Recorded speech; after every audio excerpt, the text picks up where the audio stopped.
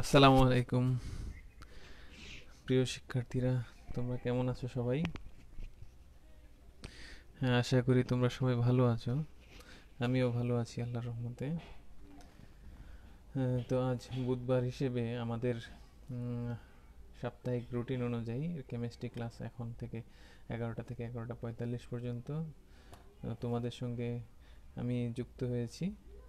হ্যাঁ, মারুফ যুক্ত হয়েছো, ধন্যবাদ। আরও একজন আছে, কয়েকজন যুক্ত হয়ে গেছে ইতিমধ্যে। যাই হোক, আমরা গত ক্লাসে আমরা পড়েছিলাম হচ্ছে জারণ বিজারণের সমতা সাধন করা। গত দুইটা লেকচার আমরা জারণ বিজারণ সমীকরণ কিভাবে সমতা সাধন করতে হয় এটা আমরা দেখেছি, তাই না? আমরা শিখেছি এবং হোমওয়ার্ক দিয়েছিলাম। দুই দিনই তোমাদের দুইটা হোমওয়ার্ক দিয়েছিলাম। একজন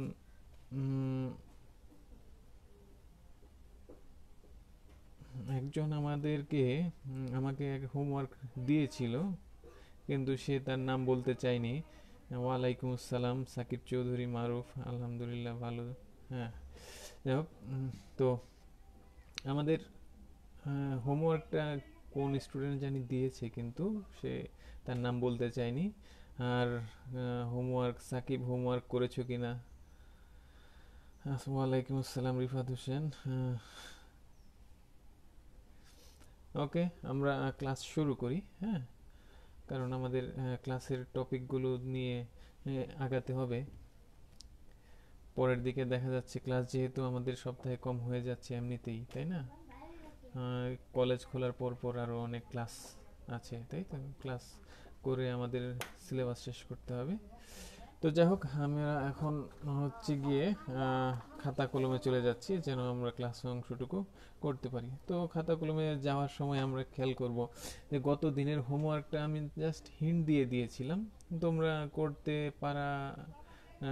পারতে, কোনো সমস্যা হওয়ার কথা ছিল না। তোমরা করে দিলে না কেন, এটা একটা প্রশ্ন। হ্যাঁ, যারা ফার্স্ট ইয়ারের আছে তারা তো অবশ্যই করে দেওয়া উচিত ছিল তোমাদের হোমওয়ার্ক এটা, তাই না? আমরা ক্লাস নিচ্ছি, তোমরা হোমওয়ার্ক করে দিলে তাহলে আমরা বুঝতে পারবো যে হ্যাঁ, সব ঠিক আছে, তোমরা বুঝতে পারছো। কিন্তু তোমরা যদি হোমওয়ার্ক না দাও, জমা না দাও, তাহলে কি আমরা বুঝতে পারবো? সাকিব চৌধুরী, কোথায় তোমার হোমওয়ার্ক? সাউন্ড শোনা যায় না। আহ, আমি যখন খাতাতে নেব তখন মাইক্রোফোনটা একটু কাছে নেব, তো তখন শুনতে পারবে। ওকে, যা হোক, আমরা ক্লাসে চলে যাই পরবর্তী অংশে। আমি ক্যামেরা চেঞ্জ করছি। হ্যাঁ,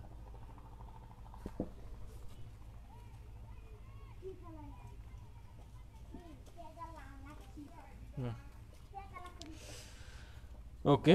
আমাদের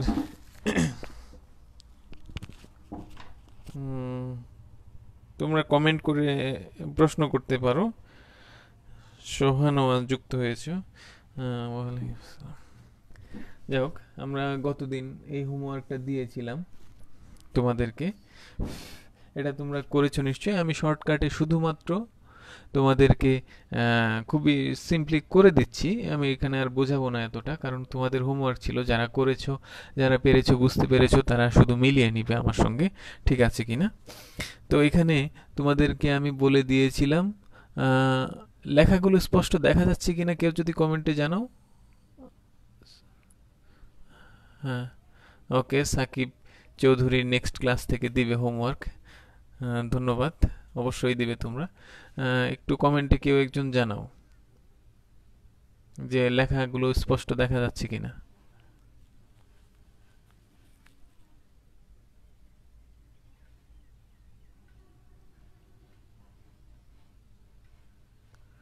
আচ্ছা, তোমরা লিখতে থাকো। এখানে পটাশিয়াম পার ম্যাঙ্গানেট, পটাশিয়াম পার ম্যাঙ্গানেট জারক পদার্থ, জারক। তাহলে অক্সালিক অ্যাসিড বিজারক হবে, কারণ অক্সালিক অ্যাসিডের এখানে জারণ সংখ্যা +3। +3, এটা ছিল +7, তাই না? +7 +3, তাহলে +7 থেকে হয়েছে +2। আমি গতদিন এটা লিখে দিয়েছিলাম। আর অক্সালেট আয়নের কার্বনের জারণ সংখ্যা +3 থেকে হয়েছে +4। তাহলে ইলেকট্রন ত্যাগ করেছে, তাই না? জারক বিজারক।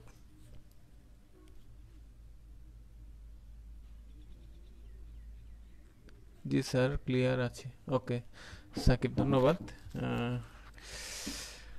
ওকে, তাহলে অক্সালেট আয়নটা হবে বিজারক পদার্থ, কারণ এখানে 3 থেকে 4 হয়েছে, ইলেকট্রন ত্যাগ হয়েছে, তাই না?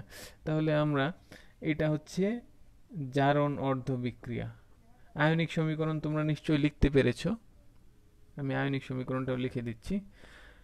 MnO4 minus plus C2O4 2 minus plus H plus, এটা ছিল আয়নিক সমীকরণের বাম দিকের অংশ।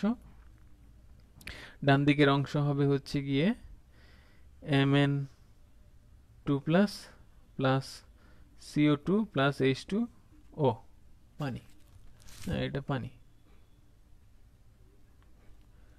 তো এই অংশ ছিল হচ্ছে গিয়ে আমাদের আয়নিক সমীকরণ। এরপর আয়নিক সমীকরণ আমরা থেকে জারণ অর্ধবিক্রিয়া, জারণ অর্ধবিক্রিয়া আমি শর্টে লিখছি কারণ আজকে আমরা দুটো অঙ্ক সমাধান করব। জারণ অর্ধবিক্রিয়াতে আমরা লিখব হচ্ছে অক্সালেট আয়নের C2O4,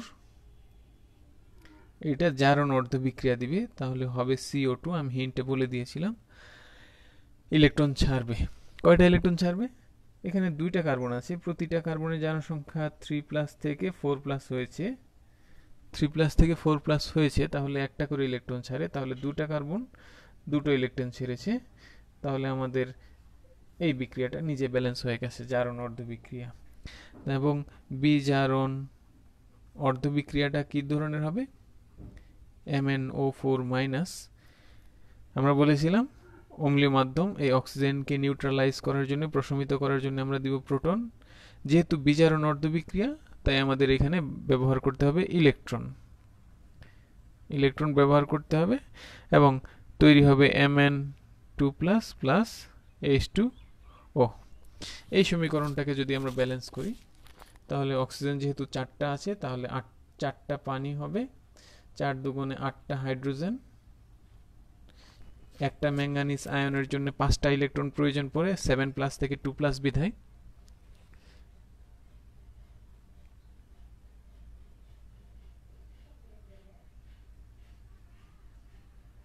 ওকে, থ্যাংক ইউ যারা জানিয়েছো যে 100% এইচডি ক্লিয়ার। হাসনাত হক আগের দিনও একই ধরনের কমেন্ট করেছিলে, ধন্যবাদ। যাই হোক, তাহলে 5টা ইলেকট্রন লাগলো। এই সমীকরণ নিজে ব্যালেন্স আছে, এই সমীকরণ নিজে ব্যালেন্স আছে। এখন আমরা কি করব? ইলেকট্রন সমতাকরণ করব। ইলেকট্রন সমতা যেহেতু এখানে 5, এখানে 2, এই দুইটাকে আমরা যদি এই সমীকরণকে 5 দিয়ে গুণ করি, এটাকে 2 দিয়ে গুণ করি, তাহলেই হয়ে যায়। আমি এখানে 5 দিয়ে গুণ করে এখানে 10 লিখে দিচ্ছি একেবারে। হ্যাঁ, তোমরা যদি যখন এক্সপার্ট হয়ে যাবে তখন এই কাজটা মানে ইনভিজিবলি লিখে মনে মনে ধরে নিতে পারবে। এখানে 2টা থাকবে, আমি পরেরটা করি, পরেরটাতে কত দিয়ে গুণ দিতে হয় সরাসরি ওটা সহজে বুঝে ফেলবে। হ্যাঁ, এখানে 10টা ইলেকট্রন, ঠিক আছে। আর এই সমীকরণকে আমরা 2 দিয়ে গুণ দিব, 2, তাহলে এখানে হবে 16, এখানে হবে 10, এখানে 2, এখানে 8, ঠিক আছে। এটা এক্সপার্ট হবে যখন তোমরা অনেক প্র্যাকটিস করবে, এই বিষয়টাতে মাস্টার হবে, তখন তোমরা এই বিষয়টাকে এখানে যে 10 লিখতে হলো, কেটে লিখতে হলো, তোমাদের কেটেও লিখতে হবে না, সরাসরি পেয়ে যাবে। হ্যাঁ, এটা জাস্ট এরকমভাবে করা যায়, ঠিক আছে, গুণ করতে হয় না আলাদাভাবে। তুমি যদি চাও যে এখানে আমি লিখে ফেলেছি, কাটা সেরার দরকার নেই, তাহলে তুমি নতুন করে লিখে নেবে নিচে। হ্যাঁ, তারপরে যোগ করি আমরা, 2MnO4 minus plus 5C2O4 2 minus plus 16H plus, arrow দিয়ে ইলেকট্রন ইলেকট্রন চলে গেছে, 2Mn2 plus plus 10CO2 plus 8H2O। ওকে, তাহলে এই অংশ গেল আমাদের সমতাকৃত সমীকরণের জন্য সংখ্যাগুলো, জাস্ট এখানে বসিয়ে দিব। এখন এই প্রোটন 16টা কোথায় যাবে? প্রোটন 16টা যাবে সালফিউরিক অ্যাসিড এবং অক্সালেট আয়নের যে প্রোটন 2টা আছে, এই দুইটার মধ্যে ভাগ হয়ে যাবে, তাই না? আমি এটা হচ্ছে গিয়ে KMnO4 এর সামনে হবে KMnO4। আমি এত বোঝানোর চেষ্টা করছি না, কারণ এটা হোমওয়ার্ক ছিল, আগের দিন আমরা বুঝে গেছি। তারপর অক্সালিক অ্যাসিডের সামনে হবে 5H2C2O4। সালফিউরিক অ্যাসিডের সামনে কত হবে তোমরা কমেন্টে জানাও, আমি তোমাদের জন্য একটুখানি অপেক্ষা করছি। কমেন্টে সালফিউরিক অ্যাসিডের সামনে সংখ্যাটা কত হবে, H2SO4 এর সামনে কত হবে কমেন্টে জানাও দ্রুত। এখানে 16টা প্রোটন টোটাল।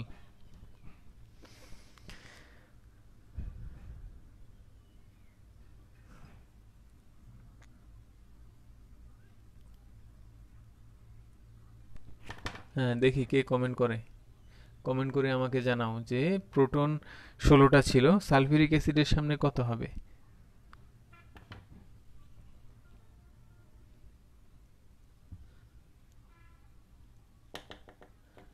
আমি কিন্তু তোমাদের কমেন্টের জন্য কিছুক্ষণ ওয়েট করছি, 30 সেকেন্ড 1 মিনিটের মতো।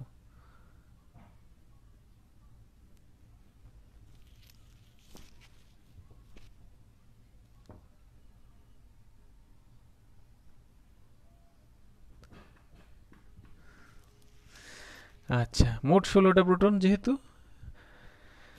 5 দুগুণে 10টা প্রোটন অক্সালিক অ্যাসিডের মধ্যে আছে, আর তাহলে অবশিষ্ট থাকে 6টা। তাহলে এখানে 3 দিলেই হয়ে যাবে। সাকিব, খুবই ভালো পেরেছো তুমি। আর দেখি কেউ কমেন্ট করেছে কিনা। আর কেউ কমেন্ট করেনি, তারা জাস্ট বোঝার চেষ্টা করছে হয়তো। তাহলে এখানে 3টা কেন হবে বুঝতে পেরেছো। এখানে দেখো প্রোটন 5 দুগুণে 10টা হয়ে গেছে।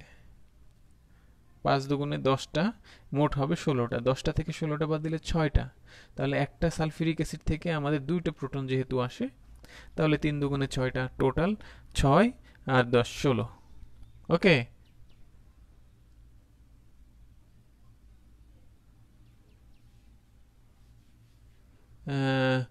উদ্যান একটা কমেন্ট করেছে যে পটাশিয়াম পার ম্যাঙ্গানেট ফেরাস সালফেট আর H2SO4 এই রিয়াকশনটা একবার দেখাবেন স্যার। ওকে, দেখাচ্ছি, কিন্তু তুমি স্ক্রিনশট দিয়ে রেখে দাও।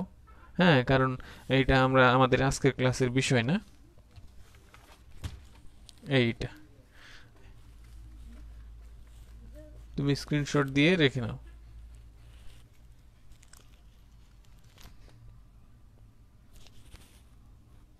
ঠিক আছে। ওকে, আশা করি স্ক্রিনশট দিয়ে নিতে পেরেছো। আচ্ছা, আমরা আজকের ক্লাসে চলে যাচ্ছি।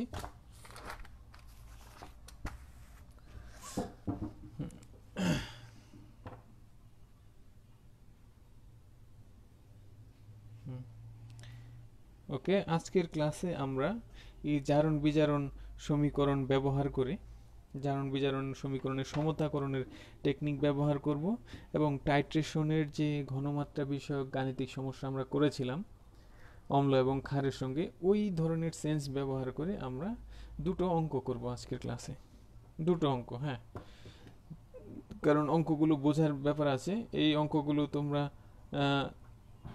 বুয়েট মেডিকেল ভর্তি পরীক্ষাতেও এই অঙ্কগুলো আসে, শর্টকাটে করে ফেলতে হয়।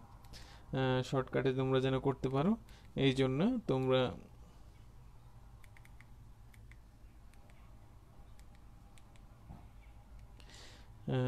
বিষয়টা মাথায় রাখবে। তো আমি প্রশ্ন লিখছি একটা।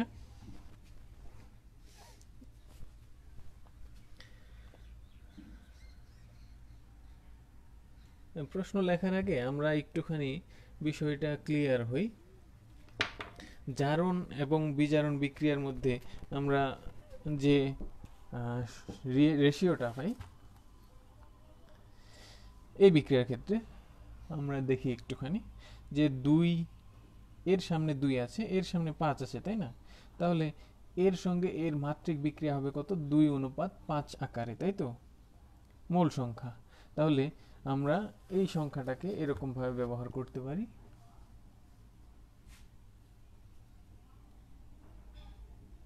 S ইন্টু ভি জারক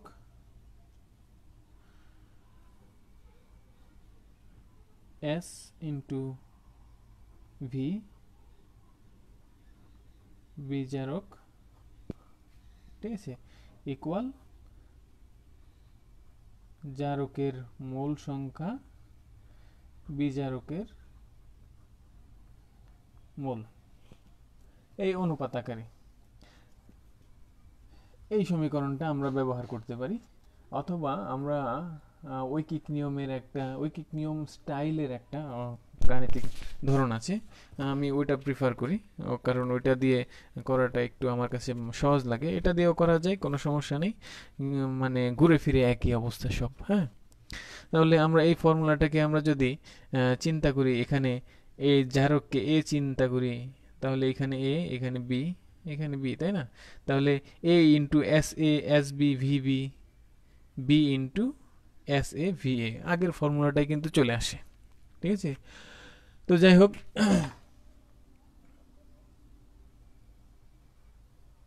ওকে, উদয়ন নিয়েছো, ধন্যবাদ। তাহলে আমরা এখন একটা প্রশ্ন লিখব, এই বিষয়টা আমাদের গাণিতিক সমস্যার জন্য জরুরি। এক্সাম্পল 1, গাণিতিক, হ্যাঁ, গাণিতিক সমস্যা। এটা আজকের পাঠ, আজকে হচ্ছে গিয়ে 8 তারিখ 08/07/2020। হ্যাঁ, লেকচার হচ্ছে 10 নম্বর লেকচার এটা কিন্তু। হ্যাঁ, মাঝখানের একটা লেকচার হয়তো অনেকেই খুঁজেছো, ক্লাসটা লাইভে হওয়ার পরে ডিলিট হয়ে গেছে, সম্পূর্ণ ক্লাসটাও শেষ করতে পারিনি, অল্প একটু করেছিলাম। যাই হোক, আমরা প্রশ্ন লিখছি, 2 গ্রাম আর্দ্র ফেরাস সালফেট। ফেরাস সালফেটকে আমরা চিনি FeSO4।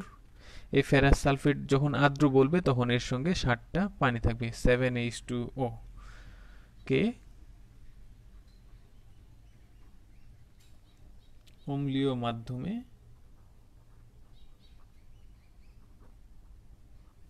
জারিত করতে 6 ml 0.02 m KMnO4 প্রয়োজন।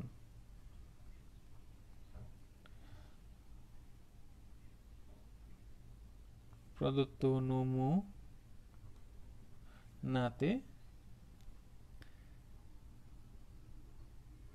SO4 7H2O এর বিশুদ্ধতা,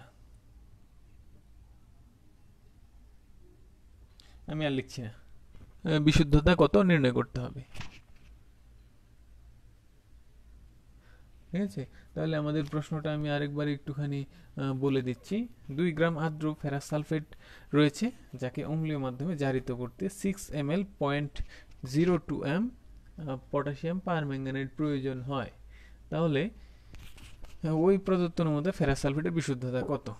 এই বিক্রিয়াটা করার জন্য আমাদেরকে এখানে লেখা আছে, লেখা থেকে বিক্রিয়াটা লিখতে হবে, বিক্রিয়া লিখে সমতাকরণ করতে হবে। তোমাদেরকে এই অধ্যায়ের শুরুতেও আমি বলেছি যে রাসায়নিক বিক্রিয়া থেকে যদি কোনো গাণিতিক সমস্যা সমাধান করতে হয়, বিক্রিয়াটাকে প্রথম কাজ হচ্ছে সমীকরণের সমতা করা, সমতাকরণ করে তারপরে কাজ করা। তাহলে এখানে আমার বিক্রিয়া লিখতে হবে, এখানে কিন্তু বিক্রিয়া দেয়া নেই। তাহলে কি বলেছে? ফেরাস সালফেটকে অম্লীয় মাধ্যমে, ফেরাস সালফেট, তাহলে আমরা লিখব ফেরাস সালফেট। এখন আমি তোমাদের একটু পরে বোঝাচ্ছি। ফেরাস সালফেট লিখব, অম্লীয় মাধ্যমে জারিত করতে পটাশিয়াম পারম্যাঙ্গানেট লিখব KMnO4 H2SO4, অম্লীয় মাধ্যম পটাশিয়াম পারম্যাঙ্গানেট দিয়ে জারিত করেছি ফেরাস সালফেট। এখন এখানে আমি 7টা পানি দিয়েও দিতে পারি, নাও দিলেও কোনো সমস্যা হবে না, ঠিক আছে? কারণ আমাদের এই দ্রবণগুলো যে থাকবে, দ্রবণের মধ্যে যথেষ্ট পানি থাকবে। বিক্রিয়ার ফলে কতটুকু পানি উৎপন্ন হলো, এই পানিটা কিন্তু আমাদের ওইখানে না লিখলেও কোনো সমস্যা নেই, যদি লিখি তাও সমস্যা নেই, যেহেতু আছে। কনফিউশন যেন তোমাদের না হয় তাই আমি লিখে দিচ্ছি, ঠিক আছে? এটা যদি কেউ না লিখো তাহলে কোনো সমস্যা হবে না। বিক্রিয়াটা পূরণ করা আমরা জানি কি হবে, সবগুলো ধাতুর sulphate K2SO4 plus MnSO4 plus FeSO4, এখানে 2 3 এরকম হয়। বিক্রিয়া পূরণ ব্যাপারে আগে আমি বলেছি, তাই এখন আর নতুন করে বলছি না। এবং পানি হবে। বিক্রিয়াটাতে সমতাকরণ করার সিস্টেমটা আমি আগে তোমাদের বলেছিলাম।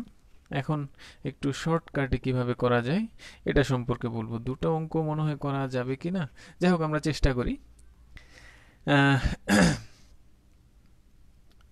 এখানে আয়রনের জারণ সংখ্যা +2,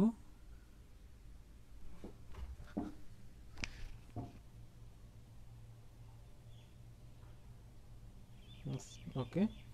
এখানে আয়রনের জারণ সংখ্যা +2, এখানে হচ্ছে +7, +7 থেকে হয় +2, +2 থেকে হয় +3। আমি উপরে উপরে লিখলাম। এটা লিখলাম হচ্ছে গিয়ে আমাদের সহজেই কিভাবে আমরা জারণ সংখ্যার পরিবর্তনের মাধ্যমে একটা রাসায়নিক বিক্রিয়াকে সমতাকরণ করতে পারি সহজেই, শর্টকাটে।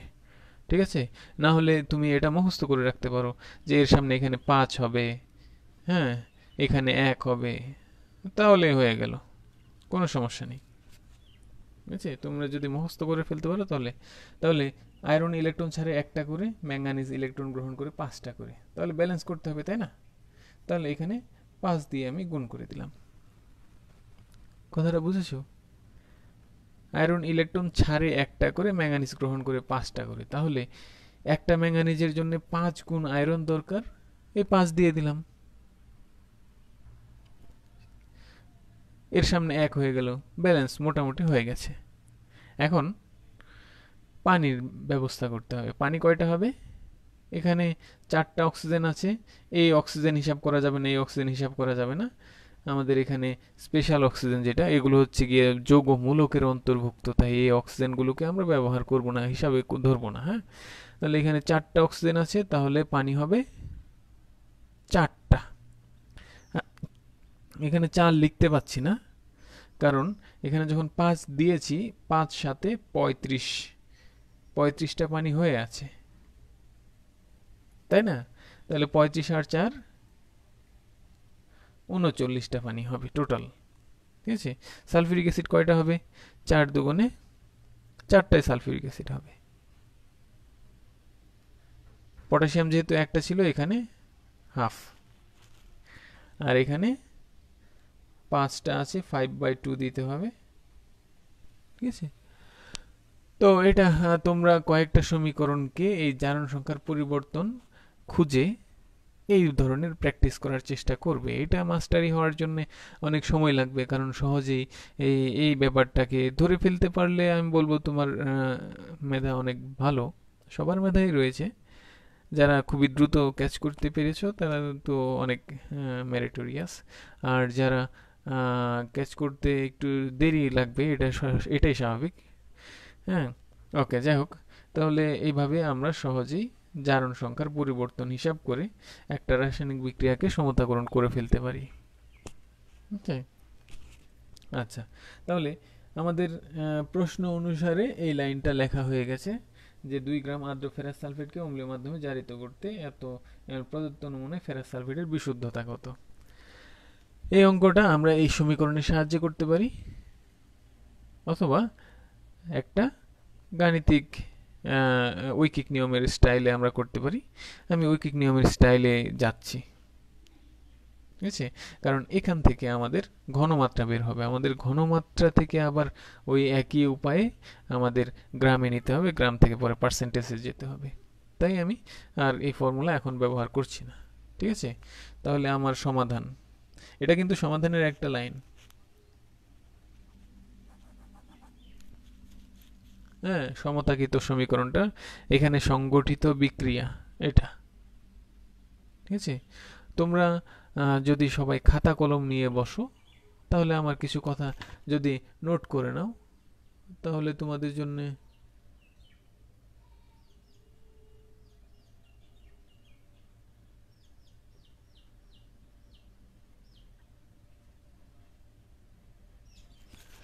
ওকে। পুরো সিস্টেমটা আরেকবার রিপিট করার জন্য কমেন্ট হয়েছে, উদয়ন সাহা করেছে।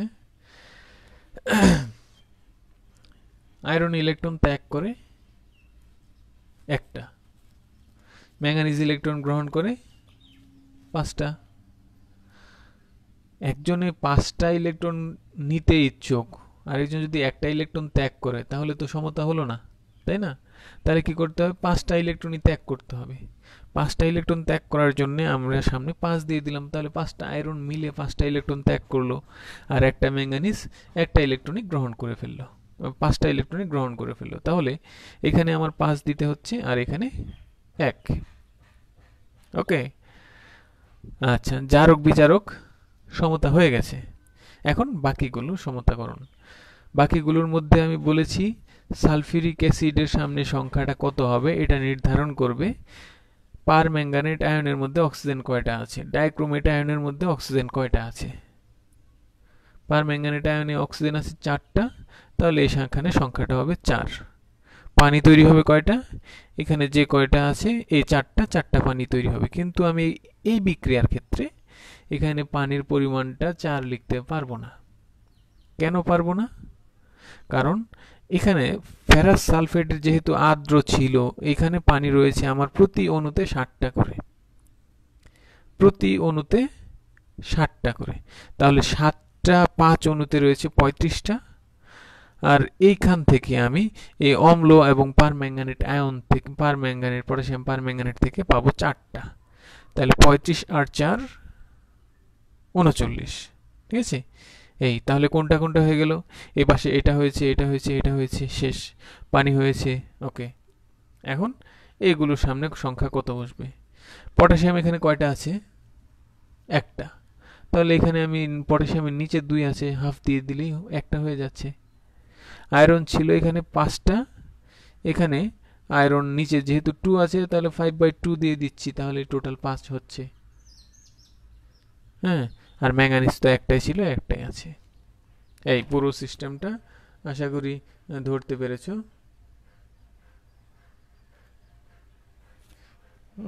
এটা শর্টকাটে আমরা এভাবে করতে পারি। হ্যাঁ, উদয়ন শাহ বুঝতে পেরেছো, ধন্যবাদ।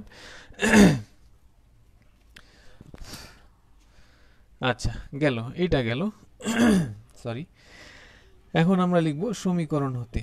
আমরা গাণিত এর লাইন লিখেছি, এরপরে হচ্ছে সমাধান করব কিভাবে আমরা এটার উত্তর দিতে পারি। সমীকরণ হতে তোমরা জাস্ট দেখে রাখো না, তোমরা সঙ্গে খাতা কলম রাখবে, কারণ কিছু বিষয় আমি বলছি যেগুলো এখানে সব কিছু লেখা সম্ভব হচ্ছে না। ক্লাসের মতোই, যেহেতু ক্লাসে তোমরা এই কাজটা করা উচিত যে খাতা কলমে আমরা কিছু লিখে ফেলি, স্যারের কথাগুলো গুরুত্বপূর্ণ যা থাকে। হ্যাঁ, তো এখানে তোমরা লিখে ফেলবে, খাতা কলম নিয়ে রেডি থাকবে। ওকে, সমীকরণ হতে, সমীকরণ হতে আমরা কি পাই? সমীকরণ হতে পাই, আমাদের দেখো প্রশ্নটা বলেছিল ফেরাস সালফেটের সাথে কার সম্পর্ক? পটাশিয়াম পারম্যাঙ্গানেট, তাই না? তাহলে আমাদের এখানে ফেরাস সালফেট আছে, পটাশিয়াম পারম্যাঙ্গানেট আছে, সালফিউরিক অ্যাসিড আছে। সালফিউরিক অ্যাসিড আমরা ডিল করব না, ডিল করব ফেরাস সালফেট এবং পটাশিয়াম পারম্যাঙ্গানেট। আমার নির্ণয় করতে হবে কার? ফেরাস সালফেটকে, তাই না? তাহলে আমরা ঐকিক নিয়মে যাকে নির্ণয় করতে হয় তাকে রাখি ডান দিকে। ডান দিকে আমরা ফেরাস সালফেটকে রাখবো, আর পটাশিয়াম পারম্যাঙ্গানেটকে রাখবো বাম দিকে। সমীকরণ হতে পাই পটাশিয়াম পারম্যাঙ্গানেটের মোল সংখ্যা কত? 1 মোল KMnO4 দ্রবণ ইকুইভ্যালেন্ট টু, এখানে দ্রবণ লেখার দরকার নেই, মোল বলেছি, মোলার বলিনি যেহেতু। আর এখানে থাকবে, এই পাশে থাকবে ফেরাস সালফেট দ্রবণ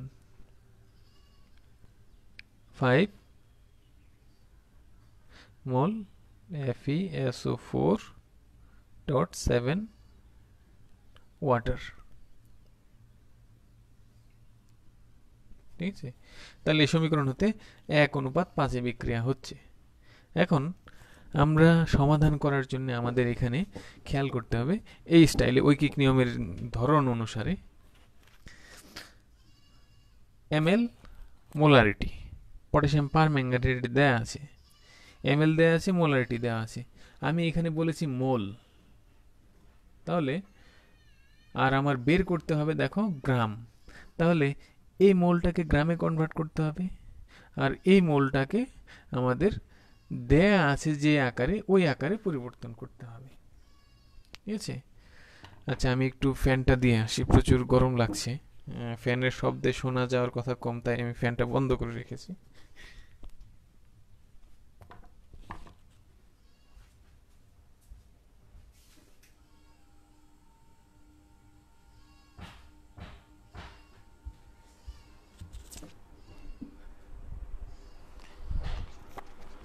ওকে, তাহলে আমরা এই 1 মোল পটাশিয়াম পার ম্যাঙ্গানেট যেটা আছে, এটা থেকে আমি কি করব, যে লিখব এরকম ভাবে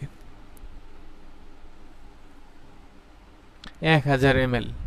এই 1 মোল কথাটার মানে হচ্ছে আমরা লিখব 1000 ml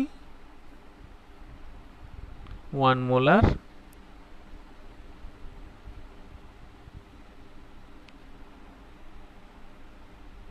দ্রবণ। দেখো 1000 ml 1 মোলার দ্রবণের মধ্যে কি 1 মোল পদার্থ থাকে না? হ্যাঁ, আমরা মোলারিটি বা দ্রবণের ঘনমাত্রা বিষয়ক জায়গা থেকে এটাই জানি।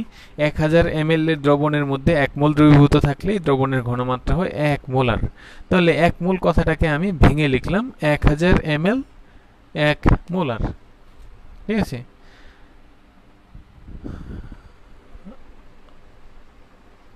সবাই বোঝার কোনো জায়গা থাকলে, প্রশ্ন করার জায়গা থাকলে তোমরা প্রশ্ন করবে, আমি উত্তর করার চেষ্টা করব। দ্রবণ, এখানে আমরা ইকুয়াল সাইন দিব না, ইকুইভ্যালেন্ট সাইনটাই দিব, কারণ সমীকরণ এটার সমতুল। হ্যাঁ, তাহলে 5 মোলটাকে আমি কনভার্ট করব, আমাদের নিয়ে আসা দরকার কিসে? গ্রাম। বিশুদ্ধতা চেয়েছে, তাহলে গ্রামে নিয়ে এসে আমরা শতকরা করব। তাহলে 5 ইন্টু গ্রাম করতে হবে। কি গ্রাম করব?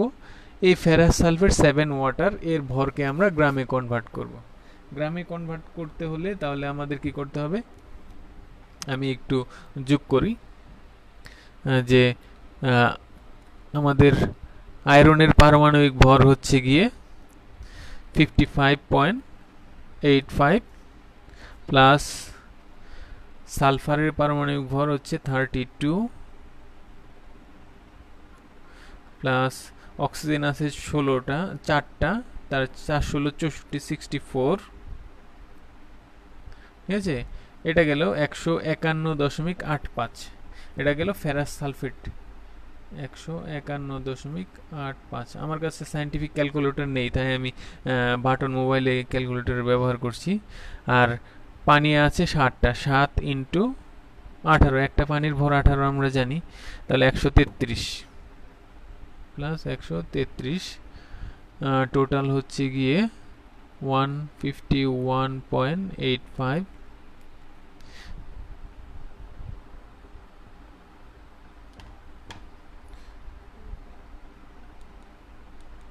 7 ইন্টু 18 126, আমি ভুল লিখেছিলাম। হ্যাঁ, এটা হবে 126। 126 প্লাস 151.85, 177.85, তাহলে 277.85 গ্রাম।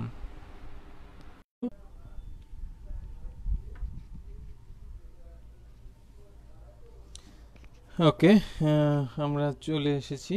আমি বিদ্যুৎ চলে যাওয়ার কারণে খুবই দুঃখিত, তোমরা যারা অপেক্ষা করেছো, সরি তোমাদের আমার পক্ষ থেকে। ওকে, যাই হোক,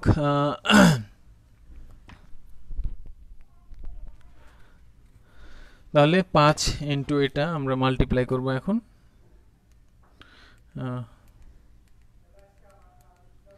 5 ইন্টু 277.85 হচ্ছে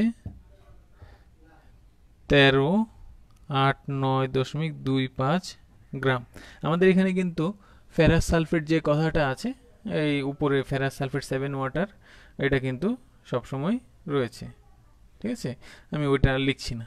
তাহলে এত ইকুইভ্যালেন্ট,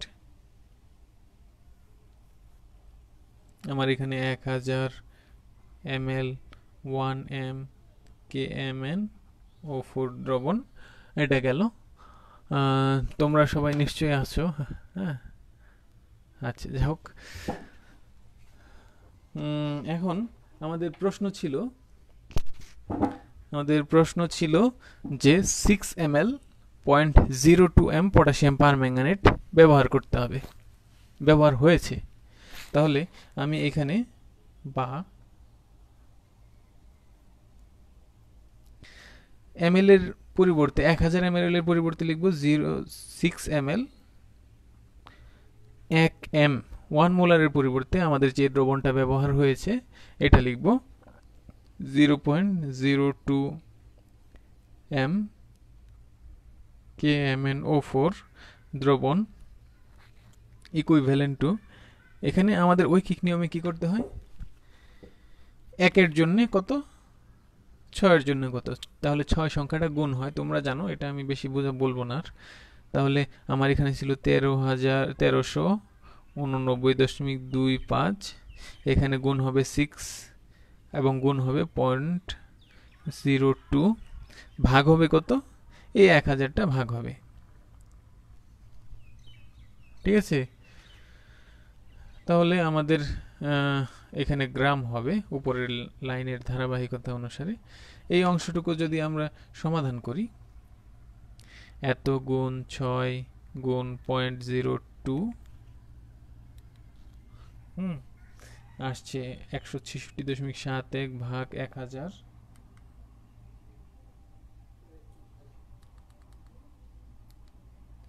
আসবে 0.16671 গ্রাম। তাহলে এটা হচ্ছে গিয়ে আমাদের গ্রাম। দেখো 2 গ্রামের মধ্যে আমাদের জায়গাটা, আবার আমি অঙ্কটা আরেকবার একটু প্রথম থেকে হয়তো রিভিউ করে দিব তোমাদেরকে বোঝার সুবিধার্থে। আচ্ছা, তাহলে আমাদের এত গ্রাম ফেরাস সালফেট 7 ওয়াটার, এই অবস্থাটা আর্দ্র এত গ্রাম রয়েছে, বিশুদ্ধ আর্দ্র এত গ্রাম রয়েছে। তাহলে বিশুদ্ধতার পরিমাণ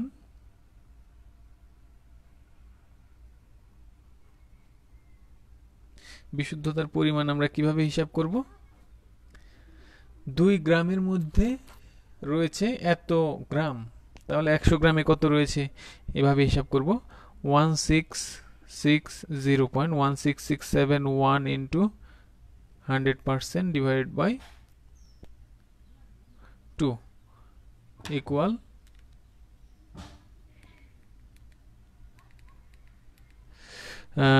0.16671 divided by 2, 8.33%।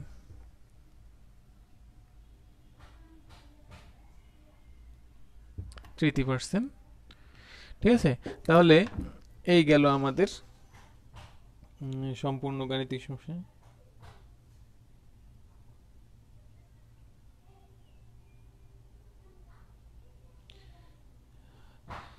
হ্যাঁ, আয়োডোমেট্রি পড়াবো, কারণ এই অধ্যায়ের জারণ বিজারণের 2টা অঙ্ক করাবো, আজকে একটা হলো, সামনের দিন আরেকটা অঙ্ক করিয়ে আয়োডোমেট্রি ওইটাও আমরা পড়বো। হ্যাঁ, তো আগে এইটা আমি একটু রিভিউ করে দিচ্ছি যে কিভাবে করলাম আমরা। প্রথমে আমাদের এই অবস্থায় এখন নেটওয়ার্ক চেঞ্জ করার কারণে তোমরা নিশ্চয়ই দেখতে সমস্যা হচ্ছে না লেখা, আশা করি আমি। যাই হোক, তো সমীকরণ হতে প্রথমে আমরা সমতাকরণ করেছি, সমতাকরণ করে সমীকরণ হতে আমরা দেখব কত মোলের সঙ্গে কত মোল রিয়াকশন করে। যেহেতু 1 মোল আর 5 মোল রিয়াকশন করে, 5 মোল ফেরাস সালফেটটা থাকবে হচ্ছে বাম পাশে, ঐকিক নিয়মের ধারাবাহিকতা অনুসারে। আমি বলেছিলাম যে আমি এখন যে অঙ্কটা করব এটা হচ্ছে ঐকিক নিয়মের ধারাবাহিকতায়। এই সূত্র দিয়ে আমরা অঙ্কটা পরে করব, আমাদের প্রয়োজন পড়বে যখন পরে তখন করব, কিন্তু এই ধরনের গাণিতিক সমস্যাকে আমরা এই স্টাইলে করার চেষ্টা করব, তাহলে আমাদের জন্য সহজ হবে। ঠিক আছে? ওকে, তাহলে 1 mole equal 5 mole equivalent to 5 mole ferrous sulphate. আমাদের এখানে 1 মোলটাকে কনভার্ট করব, আমাদের এখানে দেয়া আছে যে আকারে দেয়া আছে হচ্ছে গিয়ে 6 ml ml মোলারিটি, তাহলে আমার এখানে ml মোলারিটিতে চেঞ্জ করব। সিস্টেম হচ্ছে 1 মোলের জন্য 1000 ml 1m, এটা সিস্টেম। যদি এটা মুখস্থ এই ধরনের কথা আর কি, মুখস্থ ধরনের কথা। তারপর হচ্ছে গিয়ে দ্রবণ, এখানে 5 মোল, যেহেতু আমাদের এখানে গ্রামে দেয়া আছে তাই এটাকে আমরা মোলটাকে গ্রামে কনভার্ট করে নেব। আমাদের যা দেয়া থাকবে প্রশ্নে ওই অনুসারে দ্বিতীয় লাইনটা কনভার্ট হবে, ঠিক আছে? তাহলে 5 মোল, মোলকে আমি গ্রামে কনভার্ট করলাম। আণবিক ভর ফেরাস সালফেট 7 ওয়াটারের যে আণবিক ভরটা আছে ওইটা দিয়ে ভাগ করতে হবে, গুণ করতে হবে। মোল থেকে গ্রামে যেতে হলে গুণ করতে হয় আণবিক ভর দ্বারা, ঠিক আছে? দিলাম। তাহলে 1000 ml, এখানে তো পরিবর্তন নেই, শুধু এখানে গুণেরটা দিয়ে দিলাম। তারপর ml এর পরিবর্তে 6 ml, মোলারিটির পরিবর্তে 0.02 m বসিয়ে ঐকিক নিয়ম অনুসারে এখানে যে সংখ্যাগুলো হয় এখানে গুণ আকারে আসে এবং এই উপরের যে সংখ্যাগুলো থাকে এগুলো ভাগ হয়। 1 ভাগ দিলে তো কোনো সমস্যা নেই, তাই না? একই সেম 1 মোলার ভাগ দিতাম, কোনো সমস্যা হতো না, একই। তাহলে এই গেল, এখান থেকে জাস্ট ফার্দার ক্যালকুলেশন তোমরা বুঝতেই পারছো। এখন কারো প্রশ্ন হতে পারে, স্যার এখানে যদি আমাদের 2 মোল থাকতো তাহলে কি করতাম? সরি, মাইক্রোফোনটা কাছে নিচ্ছি। এখানে যদি 2 মোল থাকতো তাহলে কি করতাম?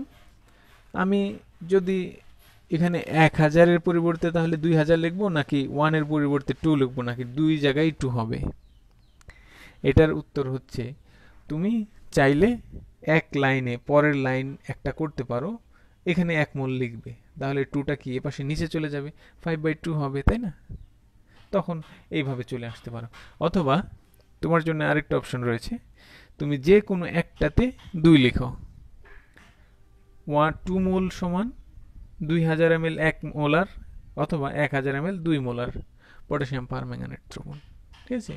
এটা হচ্ছে যদি আমাদের এখানে 1 এর পরিবর্তে 2 বা অন্য সংখ্যা থাকে, তাহলে আমরা এখানে যে কোনো এক জায়গায় সংখ্যাটা বসাবো, অথবা এক লাইন করে এই সংখ্যাটাকে এই সংখ্যার নিচে দিয়ে দিব, ঠিক আছে? তাহলে আমাদের এই ঝামেলাটা আর থাকবে না, ঠিক আছে? তো আশা করি তোমরা বুঝতে পেরেছো। আমি তোমাদের একটা হোমওয়ার্ক দিয়ে দিতে চাচ্ছি, যদি তোমরা পারো। হোমওয়ার্ক কোন অঙ্ক দেওয়া যায়?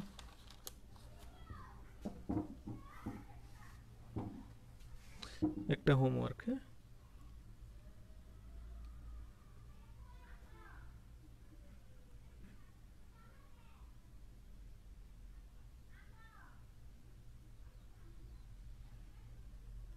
এক টুকরো লোহার তারকে আমরা আগামী ক্লাস শেষ করে একটু সৃজনশীল নিয়ে আলোচনা করব, তারপর আয়োডোমেট্রি ধরবো। হ্যাঁ, লঘু সালফিউরিক অ্যাসিডে দ্রবীভূত করে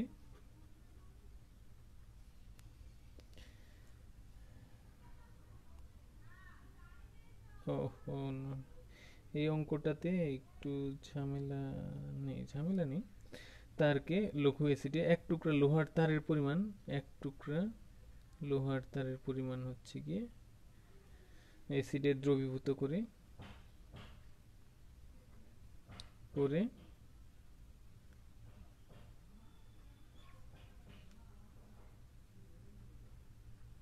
দ্রবণকে জারিত করতে, প্রাপ্ত দ্রবণকে জারিত করতে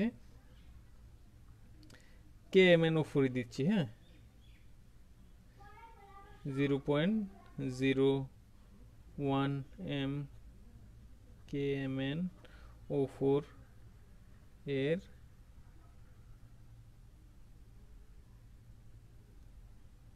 $40 ml প্রয়োজন হয়।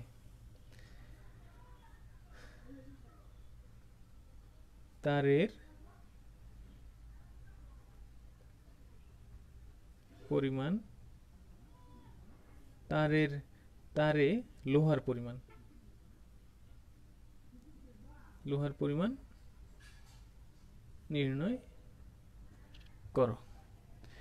ঠিক আছে, তো এটাই হচ্ছে কি আমাদের প্রশ্ন। এক টুকরো লোহার তারকে লঘু সালফিউরিক অ্যাসিডে দ্রবীভূত করে প্রাপ্ত দ্রবণকে জারিত করতে 0.01 এম পটাশিয়াম পার ম্যাঙ্গানেটের 40 ml প্রয়োজন হয়। তারে লোহার পরিমাণ নির্ণয় করো। কতটুকু লোহা আছে এই পরিমাণটাই নির্ণয় করবে। ঠিক আছে, তাহলে হেলাল অনেক পরে যুক্ত হয়েছো, রেকর্ডেড ক্লাস দেখে নিবে। ঠিক আছে, তো এটা হোমওয়ার্ক, তোমরা সামনের দিন পুরো ক্লাসটা রেকর্ডেড যেহেতু থাকবে, কোনো জায়গায় বোঝার সমস্যা হলে হ্যাঁ তোমরা স্ক্রিনশট নিয়ে নাও অথবা পরে দেখে নিও। তো আজকের ক্লাসে আমরা যে বিষয়গুলো পড়লাম এই বিষয়গুলো তোমরা বাসায় প্র্যাকটিস করবে, যেহেতু রেকর্ডেড থাকে লাইভে এখানেই থাকবে ফেসবুকে। তোমরা এখান থেকে যে কোনো সময় রিওয়াইন্ড করে, ভিডিওটা রিওয়াইন্ড করে তোমরা তোমাদের যে জায়গায় বোঝার গ্যাপ রয়েছে, আমার কথাগুলো যদি ভালো করে নির্দেশনা খেয়াল করো, আশা করি কোনো ঝামেলা থাকবে না, তোমরা সবগুলোই বুঝতে পারবে। হ্যাঁ, তো ওকে, যাই হোক, তোমরা আগামী ক্লাসে তোমাদের সঙ্গে আবার দেখা হবে রবিবার 1টা থেকে 1টা 45 পর্যন্ত। আজকের ক্লাসে বৈদ্যুতিক গোলযোগের জন্য একটু ঝামেলা হয়েছে, যদিও পরবর্তীতে সমস্যা হয়নি। যাই হোক, তোমরা সবাই ভালো থাকো, সাবধানে থাকবে, নিরাপদে থাকবে এবং স্বাস্থ্যবিধি মেনে চলবে। অপ্রয়োজনে ঘোরাফেরা করার প্রয়োজন নেই, বাসায় থাকো এবং পড়াশোনার সাথে থাকো। সেই প্রত্যাশায় আজকে এখানে শেষ। আল্লাহ হাফিজ।